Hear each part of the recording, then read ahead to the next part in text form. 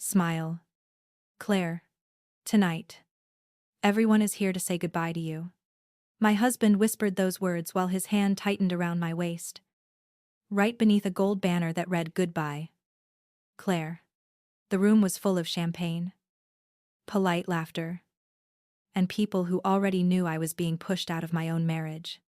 Ethan thought he had planned the perfect public humiliation.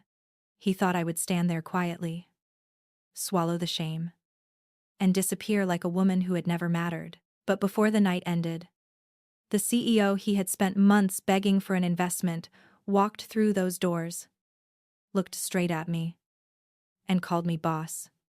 Smile. Claire. My husband whispered as he tightened his hand around my waist. This party is for you. The banner behind us said goodbye. Claire, in gold letters.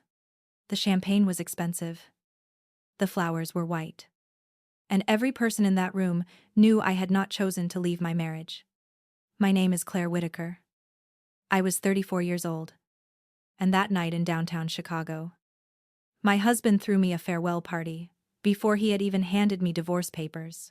I stood under the crystal lights of the private dining room at Marlowe's, wearing the navy dress I had bought 3 years earlier for our anniversary. Back then, Ethan said it made me look serious but pretty, which I later learned meant useful but not distracting. Around me were his partners, his friends, his sister, and a few women from the charity board who had always looked at me like I was a chair Ethan owned, not a person he loved. Ethan Whitaker was charming in public, because charm was part of his business model. He owned Whitaker Development, a real estate firm with polished brochures and ugly habits. He knew how to hold a glass, how to laugh just late enough to seem thoughtful, how to make cruelty sound like leadership. That night, he kissed my temple in front of everyone and said, Claire has decided to pursue a quieter life. I had decided no such thing. 3 days earlier, I found my belongings packed into 6 gray storage bins in the guest room. My sweaters folded badly, my framed degree wrapped in a towel, my mother's recipe box shoved under a stack of shoes. There was a sticky note on top in Ethan's handwriting, "Please be mature about this." That was how he ended 7 years of marriage. Not with a conversation. With containers. When I asked him what was happening, Ethan leaned against the door frame and sighed like I had interrupted a meeting. He told me we had become misaligned. He told me he needed a partner who understood visibility. He told me I had become too quiet, too practical, too invisible beside him. Then he said the sentence he later repeated to other people with a softer tone. I'm giving you dignity by letting you exit gracefully. Dignity. That word sat in my stomach like a stone. I had spent 7 years helping him build the version of himself that people applauded. I proofread investor packets at midnight. I remembered his father's medication schedule. I hosted dinners for men who called me sweetheart before asking Ethan about zoning permits. I smiled through delayed anniversaries, canceled vacations, and whispered phone calls he took on the balcony. I did not do it because I was weak. I did it because I believed marriage meant carrying weight together, but Ethan did not believe in together. He believed in ownership. The party was his idea of mercy. A transition dinner, he called it. A room full of people watching me get erased while waiters passed crab cakes and the string quartet played something light enough to hide discomfort. He invited people who barely knew me and excluded the few who did. My best friend, Maya, found out from an Instagram story posted by Ethan's sister celebrating new beginnings, so proud of my brother for choosing peace. Choosing peace meant choosing Amanda Bell. Apparently, Amanda was standing near the bar in a cream satin dress that looked almost bridal under the lights. She worked in public relations, which meant she could say terrible things with excellent posture. Ethan introduced her to people as a consultant, but everyone in the room understood the arrangement. She smiled at me once, slow and soft, like she was accepting a gift I had wrapped for her. I had known about Amanda for 6 months, not because Ethan confessed. Men like Ethan never confess unless they have already controlled the consequences. I knew because I handled our household accounts, and Ethan had become careless with convenience. Boutique hotel, charge. Jewelry purchases labeled as client appreciation. A weekend in Lake Geneva on the same dates he told me he was inspecting a site in Milwaukee. The first time I saw the receipts, I sat at our kitchen island until sunrise. Hands flat on the marble, waiting for grief to become anger. It never became anger all at once. It became record keeping. That was my job before I married Ethan. I was a compliance analyst for a regional bank, trained to notice what people tried to bury in patterns. I knew the difference between a mistake and a habit. I knew how numbers told stories when people lied with their mouths. After I left my career to help Ethan during his father's stroke, everyone called it devotion. Later, Ethan called it dependence. He forgot I still knew how to read a paper trail. So, while he planned my humiliation, I stayed quiet. I saved statements. I photographed receipts. I forwarded emails he accidentally left open on the home office desktop.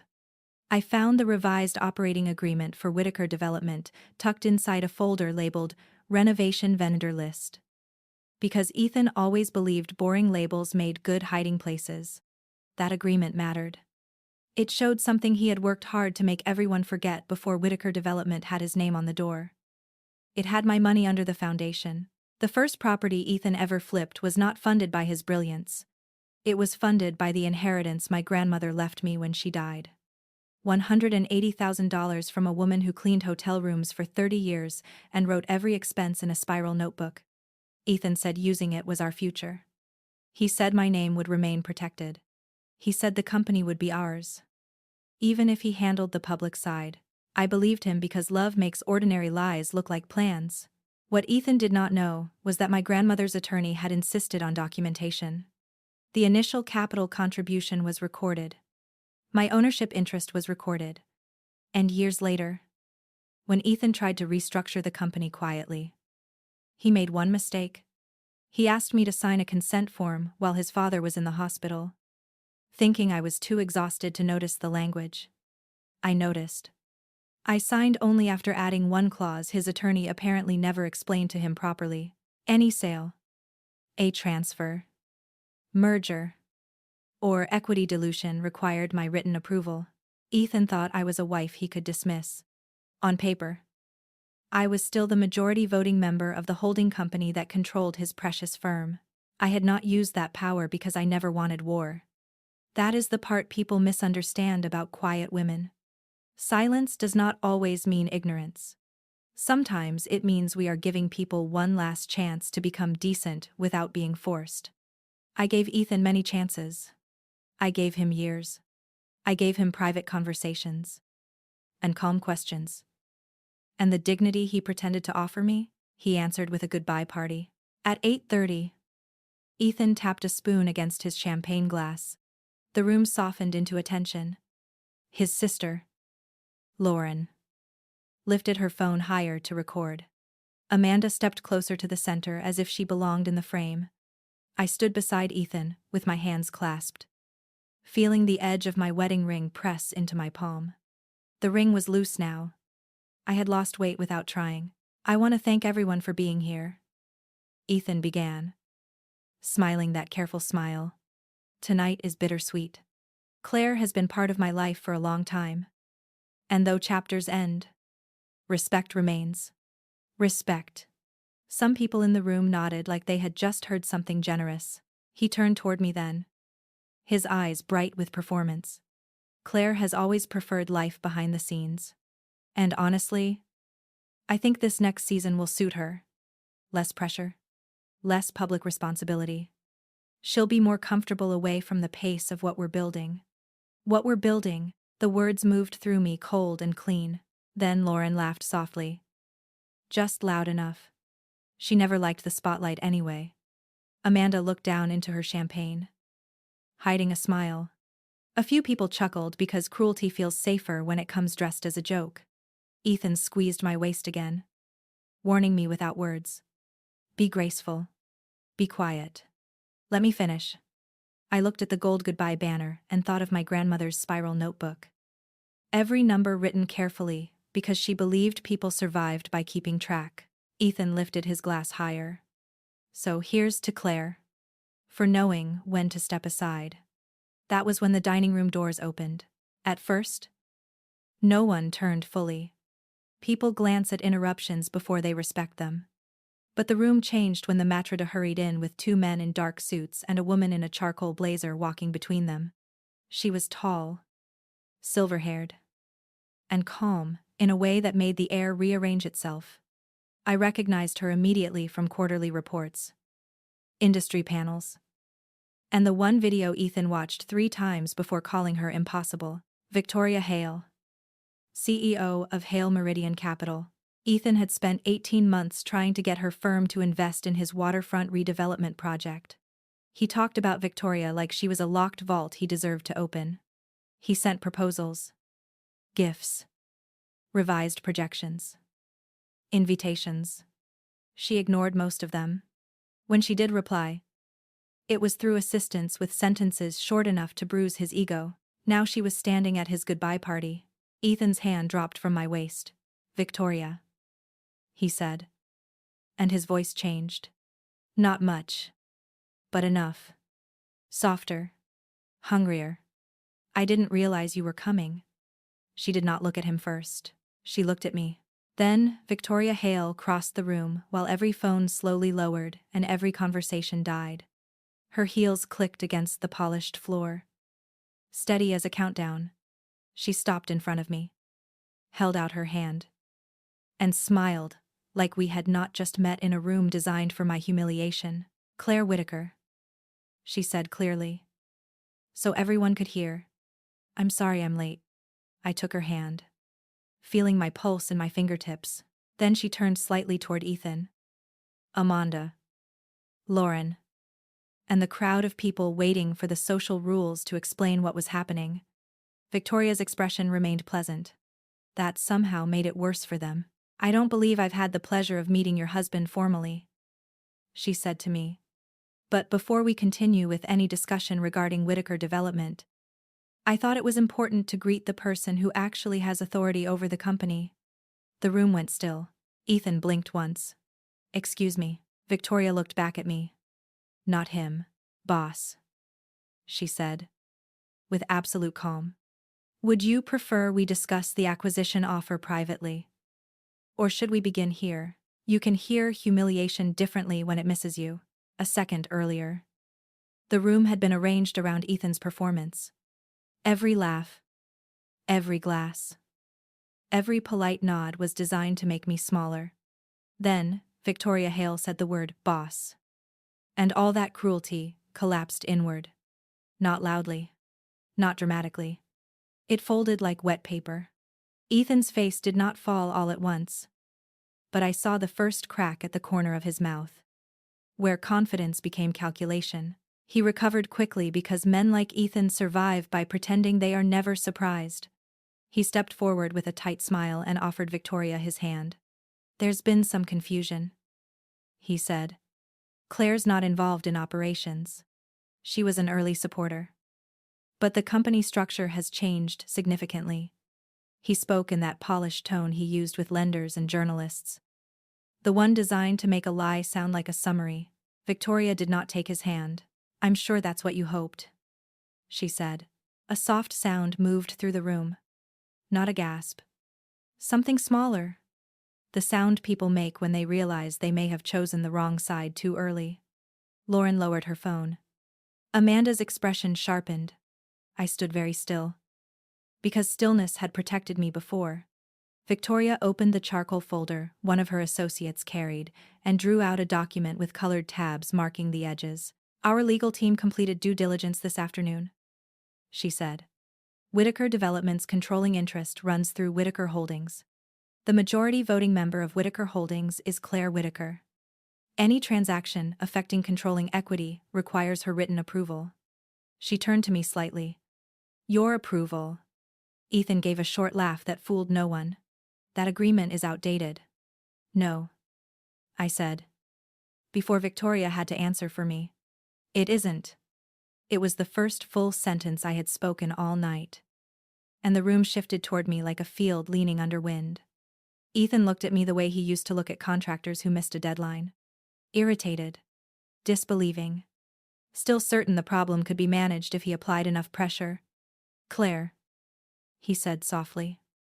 Warning wrapped in my name. This isn't the place. You're right, I said. You should have thought of that before renting it. The silence after that felt clean. Victoria did not enjoy scenes. That became obvious immediately. She was not there to rescue me with drama or deliver a speech about female empowerment. She was there because leverage interests serious people. My leverage happened to be legal, documented, and inconvenient to Ethan's future. She asked if I would step into the private lounge adjoining the dining room. I said yes. Ethan moved to follow. Victoria's associate extended one arm politely and stopped him like a gate closing. Not yet. Mr. Whitaker. For the first time that evening, I walked somewhere without Ethan setting the direction. The lounge was quieter, darker, lined with walnut shelves and bottles nobody touched.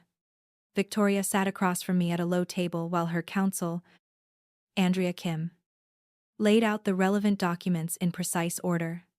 Capital contribution records, the amended operating agreement, signature pages, a memo from their internal review flagging unresolved consent issues on any pending investment. My throat tightened unexpectedly when I saw my grandmother's attorney's letter clipped behind the first tab.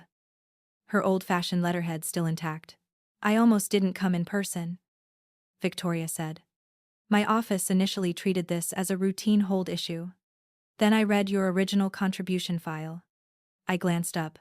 And I dislike men who confuse a woman's patience with an absence of rights. That nearly made me laugh.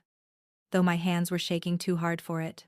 She asked me whether I wanted Hale Meridian to suspend discussions, proceed only with my authorization, or pursue a broader acquisition structure with governance protections. It took me a moment to answer because no one had asked what I wanted in a long time. Not truly. Ethan asked what I could tolerate. His family asked what I could overlook. Amanda, in her own way, asked what I would surrender. Want was a language I had almost stopped speaking. I want time to review everything independently, I said. Victoria nodded once. Good answer. We discussed terms for 23 minutes. I know, because the clock on the bar shelf reflected in the mirror behind her shoulder. And I needed something steady to look at between signatures and decisions. I did not sign anything that night. I only acknowledged my status formally, accepted copies, and authorized direct communication through my counsel once retained. At the end, Victoria handed me her card and said, "Whatever happens in your marriage is your business. Whatever happens in that company is now yours again too." When I stepped back into the dining room, the party had curdled. People were pretending to chat in low voices. But no one had the energy for performance anymore. Ethan stood near the windows with Amanda and Lauren. All three arranged too close together, like a team suddenly aware it might be audited. The goodbye banner still hung behind them. Absurd now, in the amber light.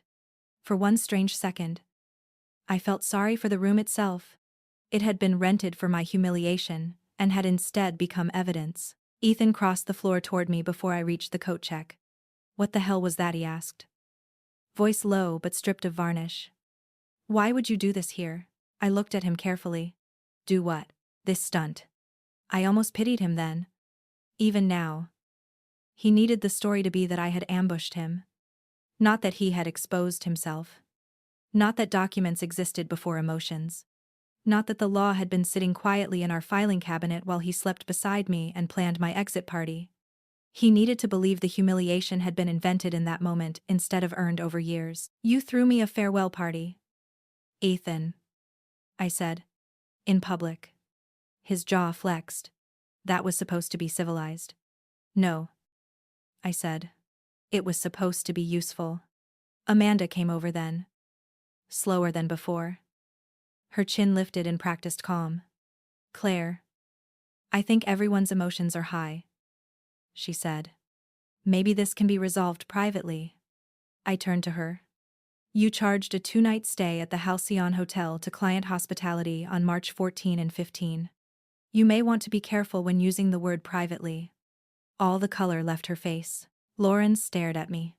Ethan stepped closer. You went through my accounts. Our accounts, I said. You used our accounts. He lowered his voice further. You're embarrassing yourself. That line might have worked a year earlier. Maybe even 6 months earlier. When I still believed embarrassment belonged to the person being mistreated instead of the person doing the mistreating. But something had shifted when Victoria called me boss. Not because of the title itself. Because of the reminder. There are moments when another person sees your reality before you have fully stepped back into it yourself. That was what she gave me. I'm going home, I said. You mean the condo? Ethan asked. With deliberate cruelty. Actually, that's something we need to discuss. No, I said. We don't. I left before he could answer. Chicago in October can feel like punishment if you're already in pain. The air outside Marlowe's was sharp enough to sting the inside of my nose. I stood under the awning and realized I had no car because Ethan had insisted we arrive together. A second later, a black sedan pulled forward. Victoria's associate stepped out and said, Ms. Hale thought you might prefer not to call a rideshare tonight. I should have refused. Pride is a strange reflex. Instead, I got in and watched the city move past in gold streaks through the glass. My phone buzzed 9 times before we reached my street. Ethan, first. Then Lauren. Then, Amanda. Incredibly. Asking if I was trying to destroy people. Then Maya, call me now. Then Ethan again. Then a message from an unknown number that read, You should have kept your mouth shut before things got ugly. I knew without asking whose number it was. At the condo. The doorman gave me a careful look, I would later understand. Pity mixed with professional curiosity. Everyone in that building had seen Amanda visit twice in the last month. People who work in luxury towers notice everything and survive by saying nothing. My boxes were still in the guest room. Nothing had changed. That steadiness calmed me. Abuse often works by making reality feel slippery. 6 gray bins. A sticky note. My degree wrapped in a towel.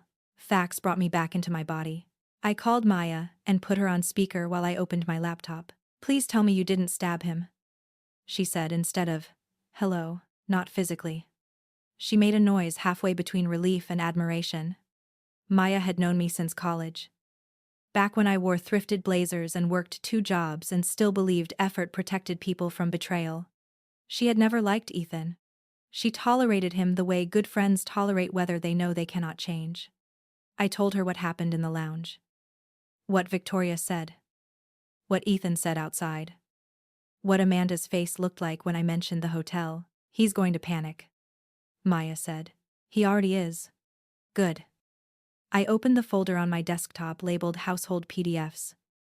Then the hidden folder inside, that one labeled Tax Worksheets. Then, the subfolder inside, that one titled Archive, 2019. Ethan never opened anything that looked administrative. Inside were copies of everything I had been gathering. Account records. Photos of receipts. Emails. Screenshots. A voice memo I never listened to because I only needed to know it existed. My leverage was not theatrical. It was methodical. Maya was quiet for a second. Claire. What do you want me to do? The question again. Simple. Dangerous. Tomorrow. I said. I need a divorce attorney. A good one. Not someone flashy. Someone precise. I know exactly who. And I need a locksmith if I decide to leave before he comes back. You think he'll come back tonight? Yes, I said. Not because he misses me. Because he thinks he can still manage the version of me he understands. He arrived 40 minutes later. I heard him before he opened the door. Fast steps in the hallway. The sharp beep of the lock. He came in without calling my name. Already angry. Claire. Then, seeing the open laptop and my coat still on. What is this? I stayed seated at the dining table. A boundary. He laughed once. Exhausted and furious. This has gone far enough. No, I said. It's gone exactly far enough. He paced the kitchen. loosening his tie with one hand. Without the room full of witnesses. He stopped performing refinement. You blindsided me in front of a critical investor. Do you have any idea what you've jeopardized? My humiliation dinner, I asked. Or your girlfriend's rebranding opportunity. Don't do that. He snapped. Don't reduce this to jealousy. That was Ethan's talent. Rewriting injury as insecurity. If he lied, I was paranoid. If he excluded me, I was overly sensitive. If he spent our money on another woman, I was petty for noticing. He walked to the counter and braced both hands against it. Head bowed for a moment like a man burdened by someone else's irrationality. This was going to be clean, he said. I was trying to avoid ugliness. You brought ugliness into our home months ago. His head came up. Our home, he gave a cold smile. The condo is in my trust. I'm aware. You have nowhere near the standing you think you do. That's twice tonight you've been wrong on paper. He stared at me for a long time. Then he changed tactics. Which was always his next move when force failed. His voice softened. Claire. Listen to me. You're upset. I understand that. But what happened tonight can still be contained. You don't want a public fight. It would be exhausting for you. Expensive. Messy. People would ask questions. The charitable thing for both of us is to agree on terms and move forward. Charitable. There it was again. A new synonym for surrender. I already moved forward. I said. You just didn't notice. His eyes dropped to my laptop. What do you have? I closed the screen gently. Enough. That was the first time fear showed plainly on his face. Not fear of losing me. Fear of losing control over the story. Control was always Ethan's real marriage. I was a supporting asset. Useful at home. Presentable in public. Silent when needed. The moment he understood I had records. Memory. And legal standing. His anger became something more cautious. Predatory people are brave only when the risk runs one direction. He straightened. Picked up his keys. And gave me a look I remembered from the first year of our marriage. When I challenged him about a subcontractor he'd underpaid. That same cold disappointment. As if my ethics inconvenienced his vision. Think carefully before you do anything stupid. He said. There are consequences to trying to hurt me. I looked at him and felt something final loosen inside my chest. Not love. The obligation to translate cruelty into misunderstanding. You already taught me that. I said. After he left. I did not cry immediately. I locked the door. I backed up every file to an encrypted drive. I emailed copies to a new account he did not know existed. I texted Maya the word done. Then I sat on the floor beside the 6 gray storage bins and let myself grieve not the marriage I had. But the years I kept waiting for honesty to arrive if I behaved well enough. At 2 a.m, my phone lit up with a notification from a local business journal. Whitaker development talks stall after ownership questions emerge. Someone at Marlowe's had talked fast. By 8. 3 more things had happened. First, Maya texted me the name and number of a divorce attorney named Elena Torres. Along with one sentence, she is calm enough to scare liars. Second, Ethan's sister posted a quote card on social media about women who weaponize private support into public spectacle. She didn't name me. She didn't need to. Third, I received a voicemail from Ethan's father, Richard, whom I had helped through 2 surgeries and 1 year of physical therapy. Claire, he said, his voice rough with age and entitlement. I think there's been a misunderstanding. We're family. Don't let outsiders come between that. Family. When people like the Whitakers say family, they mean access without accountability. They mean your labor when they are sick. Your silence when they are cruel. Your forgiveness when they are exposed. I saved the voicemail. Not because it was dramatic. Because it was familiar. The first sign that what happened at the party would not stay between Ethan and me. His family was moving. Which meant the past wasn't done. It was just learning my number again. By noon. The story had already stopped belonging to the truth. That is one of the quiet terrors of public humiliation. The moment people realize they chose the cruel side, they do not always apologize. Sometimes they edit the memory. By lunchtime, the goodbye party had become a misunderstood private gathering. Ethan had become a blindsided husband. Amanda had become an innocent consultant. And somehow, I had become a bitter woman trying to sabotage the company my husband built. I read the comments on Lauren's post while sitting in Elena Torres's office with a paper cup of coffee going cold between my hands. Elena did not have marble floors or a receptionist who smiled too hard. Her office was on the 4th floor of a brick building near the river, with framed court admissions on the wall and a fern that looked like it had survived several divorces. Maya had chosen well. Elena read documents like she was listening for a confession. She did not interrupt much. I told her about the storage bins, the party, Amanda, Victoria Hale, the operating agreement, the amended clause, the hotel charges, and Ethan's threat. She took notes in clean, square handwriting. When I finished, she looked up and said, "Your husband is not afraid of losing the marriage. He is afraid of losing the version of the marriage that made him look successful." That sentence sat in the room like a verdict. Elena explained the practical pieces without dressing them in comfort. We would file for divorce. We would secure the financial records.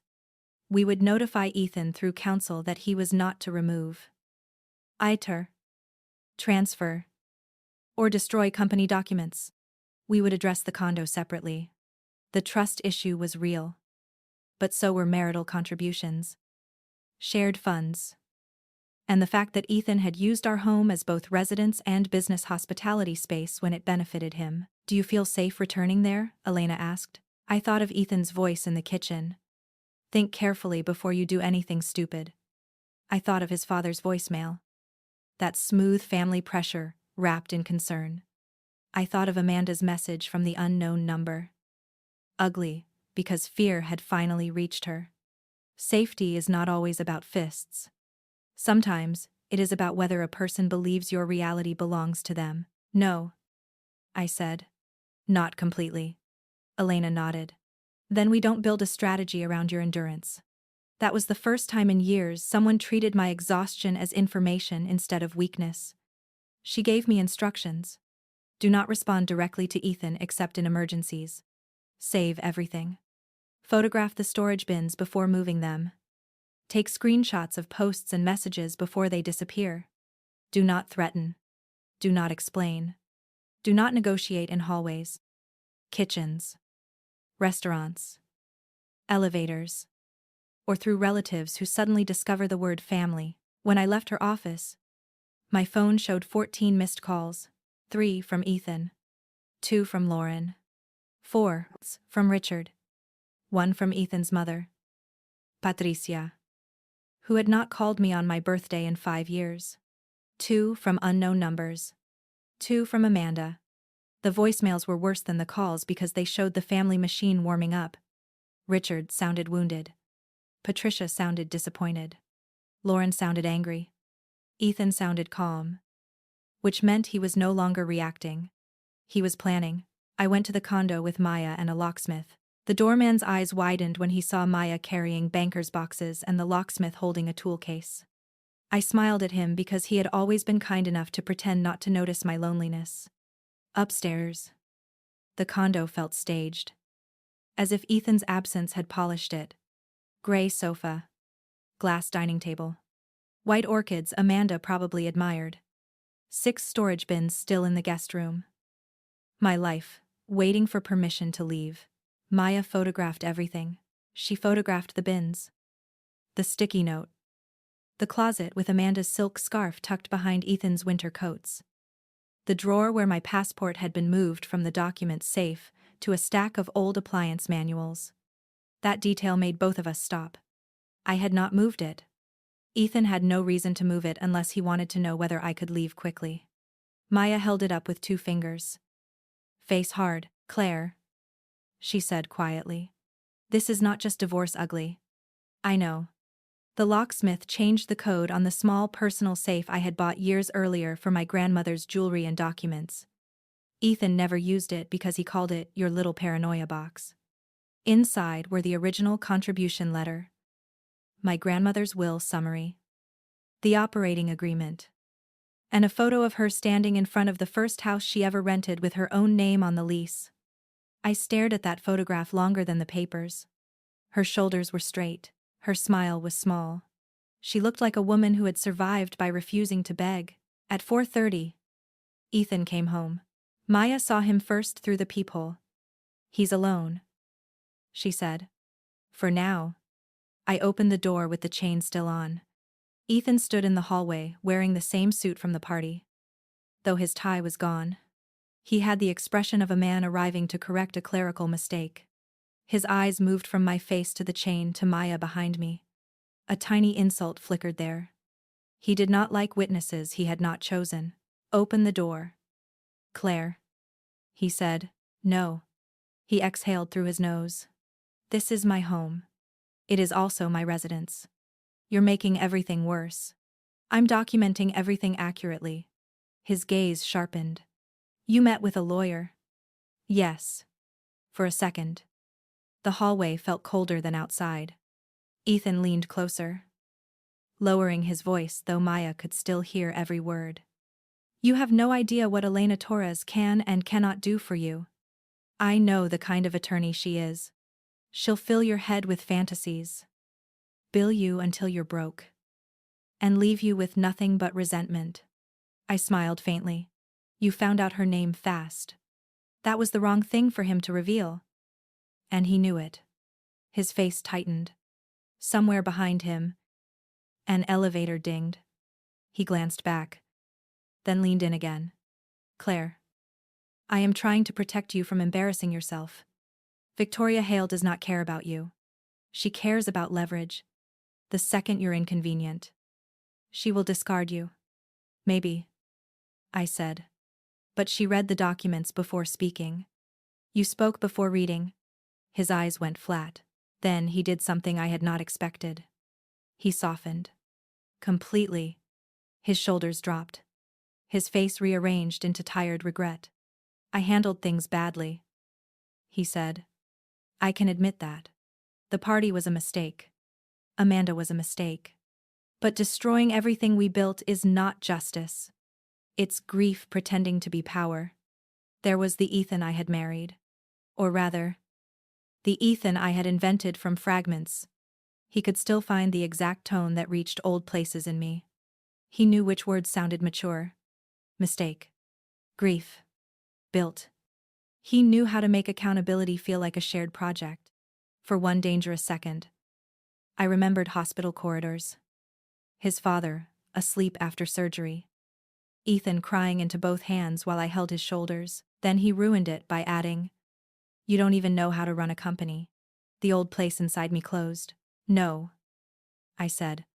But I know how to stop one from being sold over my signature while I'm being pushed out of my marriage. His mask slipped again. You are not built for a fight. Maya stepped beside me then. But I lifted one hand slightly. I did not need her to answer. Not this time. That's where you keep making the same mistake, I said. You think a fight has to be loud to be real. Ethan looked at me for a long second, then stepped back. Fine, he said. We'll do this your way. But of course. He did not mean my way. He meant he would find another door. The next morning, Richard Whitaker invited me to lunch. He did it through a voicemail. Then a text. Then, finally, through Patricia, who sent a message that read, We are deeply hurt by your refusal to speak as a family. Richard's heart cannot take this stress. Please remember everything we have done for you. I sat in Elena's office while she read that message and raised one eyebrow. What did they do for you? She asked. I thought about it. They let me take Richard to appointments when Ethan was busy. They let me host Thanksgiving. They let me send Patricia flowers after her surgery. Elena wrote something down. Generous people. I almost smiled. She advised against lunch unless there was a clear purpose and a witness. So I agreed to meet Richard in the conference room at Elena's office. Not a restaurant. Not the condo. Not the family home where Whitaker portraits lined the hallway and every chair had a hierarchy. Richard arrived with Patricia and Lauren, despite being told to come alone. Elena allowed them in anyway. More efficient, she murmured. Richard looked older than the last time I had seen him. But not weaker. That distinction mattered. He walked with a cane. Yes. But his eyes still measured rooms like properties. Patricia wore pearls and disapproval. Lauren clutched her phone like a weapon she had not yet decided to fire. They sat across from me, with Elena at my right. For once, I was not alone at a table full of Whitakers. Richard began with sorrow. Claire, he said. This has gotten out of hand. That seems to be the family phrase this week. I said. Patricia flinched as if I had been vulgar. Richard ignored it. Ethan made mistakes. I won't deny that. But marriage is complicated. You know that. Publicly undermining his business helps no one. Hundreds of jobs depend on that company. Our family name depends on it. Our family name, Lauren added. Sharp. Elena tapped her pen once on the pad. Quiet. Effective. Richard leaned forward. I am asking you to sign a temporary consent, allowing the Hale Meridian discussions to continue. Nothing final. Just enough to stabilize the situation. In return, Ethan is prepared to be generous in the divorce. There it was. The reason for lunch? Not forgiveness. Not concern. A signature. What does generous mean? I asked. Patricia answered before Richard could. It means more than most women in your position would receive. My position. Not majority voting member. Not wife of 7 years. Not the woman who bathed Richard after his second surgery when the home nurse quit. My position meant inconvenient woman at the edge of their table. Elena's pen stopped moving. She looked at Patricia for half a second. Then looked back at me. Let them talk. Her expression said. People reveal themselves when they believe they are still in charge. Richard slid a folder across the table. Inside was a draft consent form. A proposed separation agreement. And a non-disparagement clause so broad it could have made my silence a full-time job. I read every page slowly. Ethan had offered me enough money to look generous to people who did not know what he stood to gain. In exchange, I would waive claims. Approve continued investment discussions. Surrender any operational authority. Vacate the condo within 10 days. And agree never to disclose private, marital, or business matters. I placed the pages back in the folder. No, I said. Lauren laughed once. You didn't even counter. No. Patricia's voice chilled. Claire. Pride is very expensive. So is underestimating paperwork. Elena said. Richard looked at Elena like she was a stain. Then he turned back to me. You need to think beyond your feelings. Ethan built something important. You were there. Yes. But he carried the burden. He took the risks. I looked at him then. Really looked. This was the man whose medication chart I had maintained on our refrigerator. The man whose hand I held when anesthesia made him confused and frightened. The man who once told me I was a blessing to this family because I knew how to make soup without asking for attention. He remembered my care only as long as it served his son. My grandmother took the first risk. I said. With money she earned cleaning rooms for people who never learned her name. Richard's face hardened. Do not romanticize alone. It wasn't alone. He did not answer. That silence told me something. Not everything, but enough. After they left, Elena requested corporate records formally. Not just the operating agreement. The full history of contributions, distributions, amendments, internal memos, board notes, tax records, investor communications, and any documents related to proposed Hale Meridian financing. Ethan's counsel responded within hours with polished resistance. Then, at 9:17 that night, an encrypted email arrived from Victoria Hale's legal department. Attached were due diligence notes Ethan had submitted as part of the investment process. One line was highlighted. Founder capital sourced through family-backed private funds. No outside ownership disputes anticipated. Family-backed private funds. I read it 3 times. Ethan had not merely minimized my role. He had represented my grandmother's inheritance as his family's support. He had taken a dead woman's life savings and laundered it into the Whitaker legend. Suddenly, the old wound changed shape. This was no longer only about a husband leaving his wife. It was about a family absorbing a woman's sacrifice. Renaming it. And then asking her to be grateful for the erasure. Elena called me after reading it. Her voice was very calm. "Claire," she said. "This is useful." Useful was a small word for the way my hands shook. 2 days later. Ethan filed first. The petition itself was not surprising. The allegations were: he claimed I had become unstable, vindictive, financially reckless, and emotionally volatile. He claimed I had threatened to damage the company unless given an unreasonable settlement.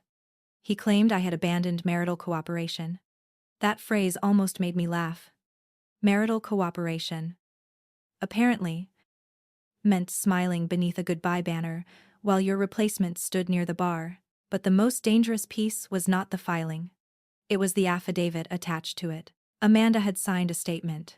She claimed I confronted her at the party without provocation, accused her falsely, and appeared fixated on destroying Ethan's reputation.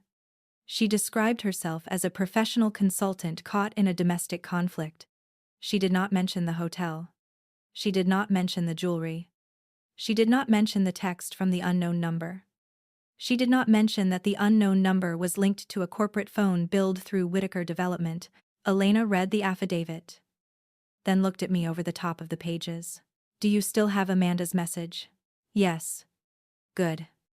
There are moments when you realize the truth is not enough.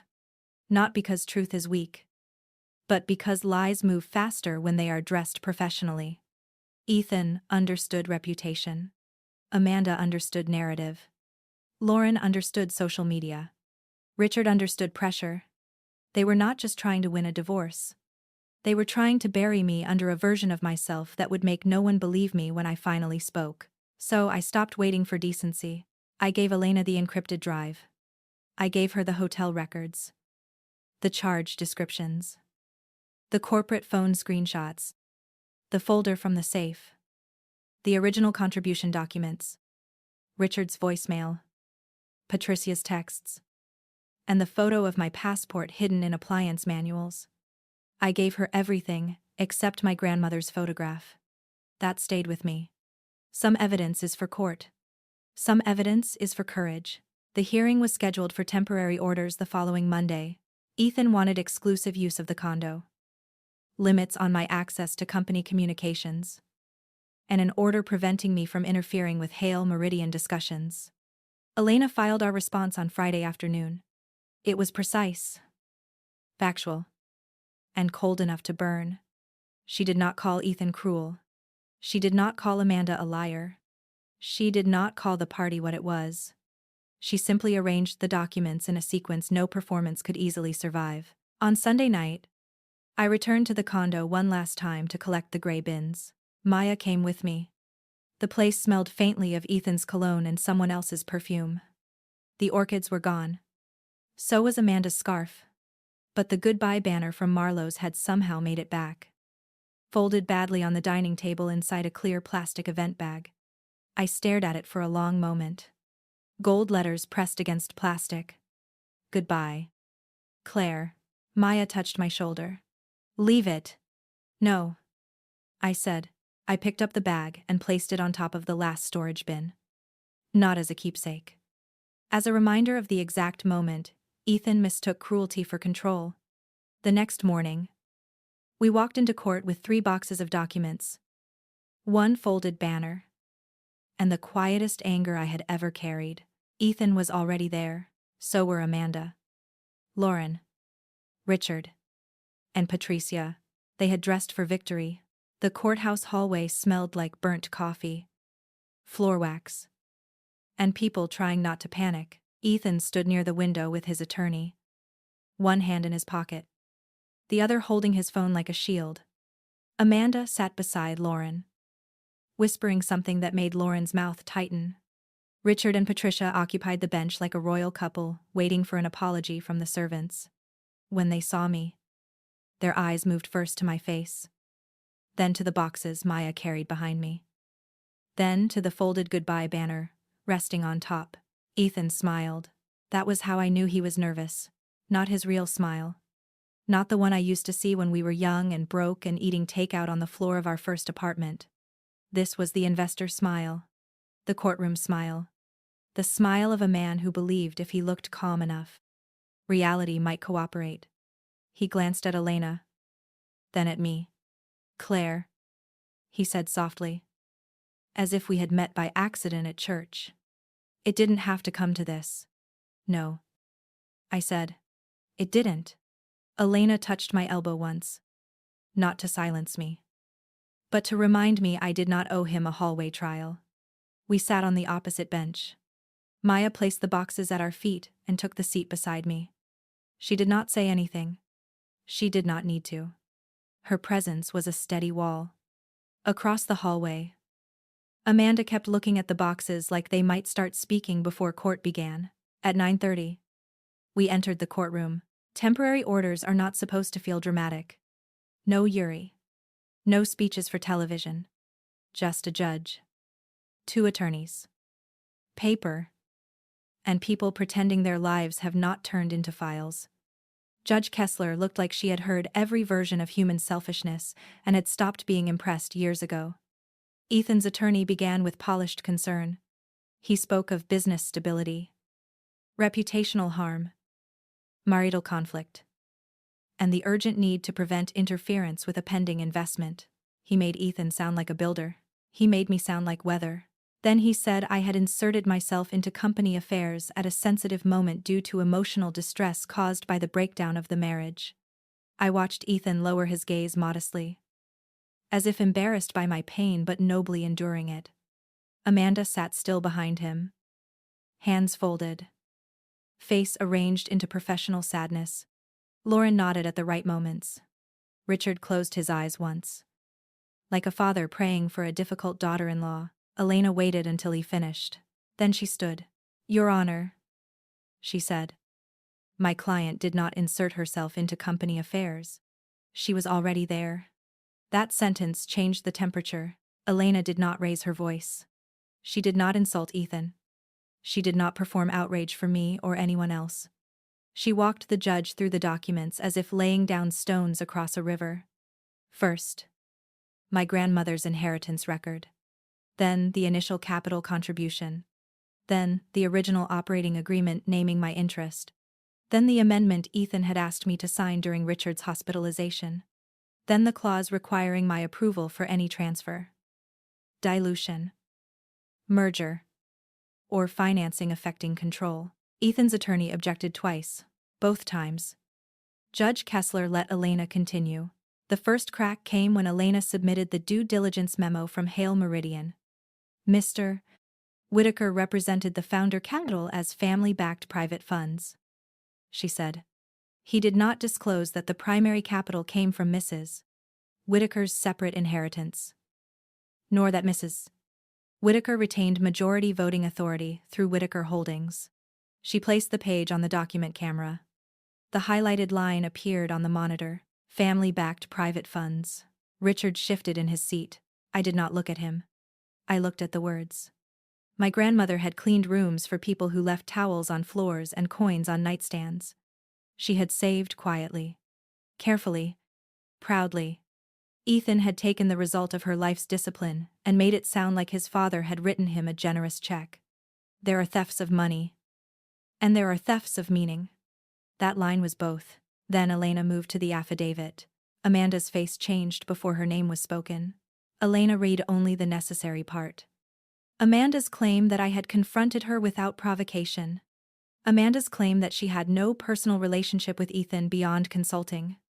Amanda's claim that she had been unfairly dragged into a marital dispute. Then Elena submitted the hotel charges, the jewelry invoice, the corporate phone record, and the message from the unknown number. You should have kept your mouth shut before things got ugly. Amanda stared at the floor. Ethan's attorney stood quickly. Your Honor, we are not here to litigate marital misconduct today. No, Elena said calmly. We are here because Mr. Whitaker requests limits on my client's company access, based on allegations of instability and interference. The credibility of the people making those allegations matters. Judge Kessler looked over her glasses at Amanda. Not cruelly. Worse. Carefully. Lauren stopped nodding. The room became very quiet when Elena reached the goodbye party. She did not call it a goodbye party at first. She called it a private event hosted by Mr. Whitaker 3 days after he packed his wife's belongings into storage bins without prior notice. She introduced photographs of the bins. The sticky note. My degree wrapped in a towel. Then she introduced a still image from Lauren's own public post. Saved, before deletion.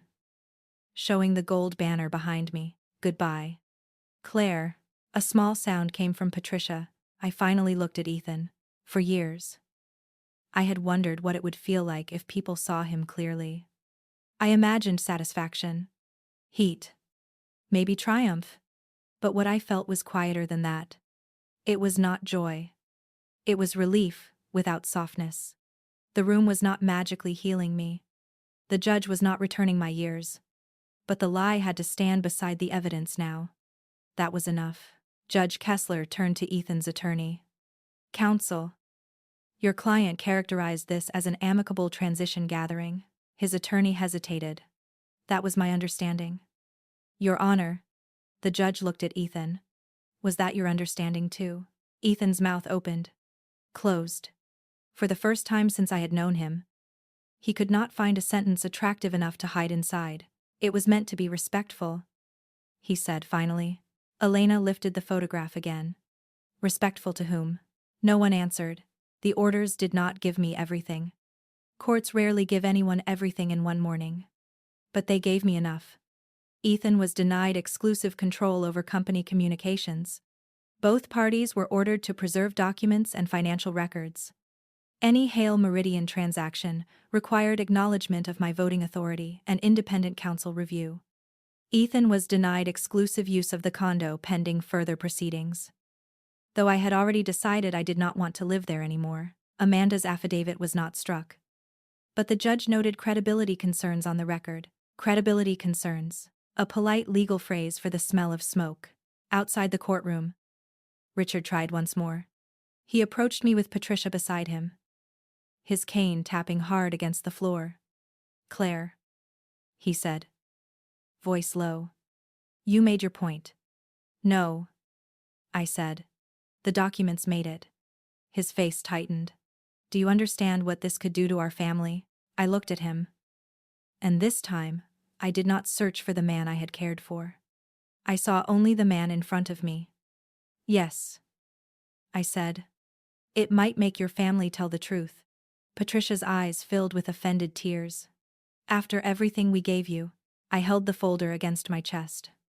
You gave me a seat at the table only when you needed someone to serve from it. Lauren stepped forward. Phone in her hand but not recording now. You're going to regret humiliating him. I almost smiled. Lauren. Your brother threw me a goodbye party. I just brought the receipt. Maya made a sound behind me that she turned into a cough. Ethan did not approach until his family walked away. He waited near the elevator. Shoulders drawn tight. Eyes tired now, in a way that might have fooled me once. Claire, he said. Please. We can still settle this quietly. We will settle it legally. He swallowed. Amanda's done. I ended it. That surprised me less than it should have. Ethan never loved consequences. He only dated them until they became inconvenient. I looked past him and saw Amanda standing near the courthouse doors alone. Pale and furious. Holding the remains of whatever future she thought she had won at my farewell party. That has nothing to do with me, I said. It has everything to do with you. No, I said. That's what you still don't understand. His face changed then. Not anger. Not charm. Something emptier. He had expected me to be hurt by Amanda. Softened by apology. Tempted by history. frightened by cost. He had prepared for every version of me except the one who no longer wanted to be chosen by him. "You loved me," he said, almost accusingly. "I did," I said. "That was never the problem." The divorce took 8 months, not because the facts were unclear, but because people who build their lives on control do not surrender quickly. Ethan delayed. Richard pressured. Patricia sent one letter that began with, "We forgive you for the pain you caused," which Elena advised me to frame if I ever forgot how absurd people could be. Lauren deleted her posts and claimed she had been processing family grief. Amanda disappeared from public view for a while, then resurfaced with a new consulting brand about women reclaiming their narratives. I did not comment. I learned the company during those months, not as Ethan's wife. Not as the quiet woman behind dinner tables. As the person whose name had been sitting in the structure all along. I met department heads. I reviewed contracts. I asked plain questions. Some people underestimated me politely. Others looked relieved. One senior project manager, a woman named Denise, told me over coffee that Ethan had a habit of promising impossible timelines and calling everyone else negative when math disagreed with him. "I thought you knew," Denise said. "So did I," I answered. Hale Meridian did make an offer eventually. But not the one Ethan wanted. Victoria insisted on governance reform, clean disclosures, and a leadership transition if the deal moved forward. Ethan called it a hostile takeover because he had always confused accountability with attack. I called it a door. In the end, I approved a restructured acquisition that protected employees. Paid debts Ethan had been rolling forward, and removed him as controlling operator. The day the papers were signed, Victoria shook my hand in a conference room overlooking the river. "You handled yourself well," she said. "I was terrified most of the time. Most competent people are," she said. "The reckless ones rarely notice the cliff." I laughed then. A real laugh. Small. But mine. The divorce settlement gave me enough to begin again without asking permission. I did not keep the condo. I did not want its glass walls, its cold furniture, or the kitchen island where I had waited for grief to become anger. I took my grandmother's jewelry, my books, my records, and the 6 gray bins that had failed to contain my life. I moved into a smaller apartment with brick walls, creaky floors, and windows that opened to noise. For the first few weeks, quiet frightened me, not silence. Silence and I knew each other. Quiet was different. Quiet did not demand my vigilance. It did not ask what mood Ethan was in. It did not make me scan a room before speaking. It did not punish me for taking up space. Healing did not arrive like sunlight through curtains. It arrived like a bill paid on time. Like sleeping through the night. Like buying flowers without wondering who might call them unnecessary. One afternoon, Maya came over with takeout and found the goodbye banner folded on my desk. "You kept that thing?" she asked. "For a while," I said. "Why?" I ran my fingers over the plastic edge. The gold letters were creased now. "Goodbye, Claire." Ethan had meant those words as dismissal. A public ending. A command to vanish gracefully so he could replace me without consequence. But the strange thing about cruel symbols is that they do not always remain loyal to the person who made them. Sometimes they change ownership. "It reminds me," I said, "that goodbye can be a release instead of a rejection." Maya nodded slowly. "That's annoyingly profound. I'm becoming insufferable." "You earned it." We cut the banner into strips that night and used the pieces to cushion dishes in a donation box headed to a women's shelter. That felt right. Not dramatic. Not cinematic. Just useful. The letters disappeared between plates, protecting something fragile on its way to another home. I thought my grandmother would have liked that. She believed nothing should be wasted. Not even pain. If it could be turned into protection. A year after the party, I walked past Marlowe's by accident. The awning was the same. The windows still glowed with expensive warmth. For a second, I could see myself through memory, standing under crystal lights while people laughed softly at my removal. I waited for the old sting. It came. But weaker. More like touching a bruise that no longer owned the bone underneath. My phone buzzed. A message from Denise. First project under new governance, closed clean. No hidden debt. No emergency lies. Thought you'd want to know. I did want to know. I stood outside that restaurant and smiled. Not because everything had been restored, but because restoration was no longer the point. I had spent years trying to save a marriage that survived only when I shrank. I had mistaken endurance for loyalty. I had mistaken being needed for being loved. I had mistaken silence for peace. They threw me a goodbye party because they thought goodbye meant I was finished. They forgot goodbye can also mean the door is finally open. In the end, Ethan's goodbye party did become a goodbye. Just not the one he planned. It was goodbye to the woman who stayed quiet to keep peace. Goodbye to the marriage that only worked when I made myself smaller. Goodbye to the family that called my sacrifice love when it served them. Then called my boundaries betrayal when I finally stood up. For a long time, I thought being chosen by someone meant I was valuable. Now I know better. Real value does not disappear when someone stops clapping for you. Real dignity does not come from being invited to stay where you are not respected. They threw me a party to mark my ending, but all they really did was open the door to my beginning.